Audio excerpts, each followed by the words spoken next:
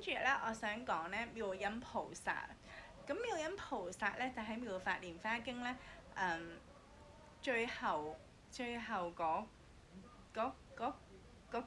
嗰卷咧，第7卷嗰度講到妙音菩薩嘅。咁當時咧，其實我第一次睇到妙音菩薩啦，嗰個事蹟嘅時候咧，我好驚奇，我係驚奇到背到佢嘢出嚟。點解咧？我就喺法會睇完之後，我唔係背晒佢嘢，但係我背到佢略啲嘢出嚟。哇！原來佢咁犀利嘅，係啦。咁我咧跟住讀《妙法蓮華經》咧，自己喺屋企讀。咁我睇到妙音菩薩嗰度，妙音菩薩咧，原來同觀音世音菩薩好似。所以我係上網再揾，係咪同觀世音菩薩同一個人嚟咧？係但揾唔到。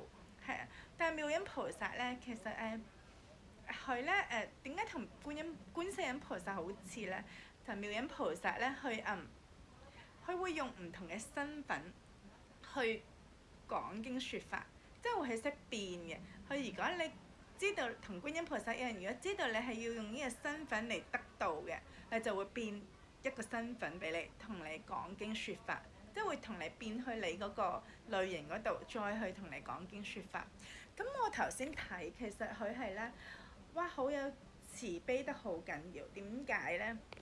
佢就話咧，佢同乜嘢類型嘅眾生講妙法蓮華經咧，好好啊！佢講得係咧，同地獄嘅眾生啦，甚至咧同咧阿爾卑斯咧係有缺漏嘅眾生，去同佢講呢個經，令到佢哋有神通，即係令到佢可以開解佢哋，令到佢哋冇咁受苦。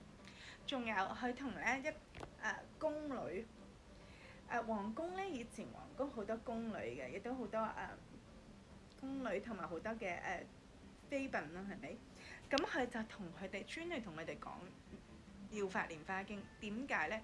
因為係知道咧做女人係好慘，即係女人咧會有苦，所以咧佢就希望佢哋來生做男人，所以咧同佢哋講妙法蓮華經。哇！我覺得好慈悲，係啦。咁同埋咧呢個咧就係妙音菩薩咧，佢會同觀音菩薩一樣，會用唔同嘅事相咧去度眾生嘅。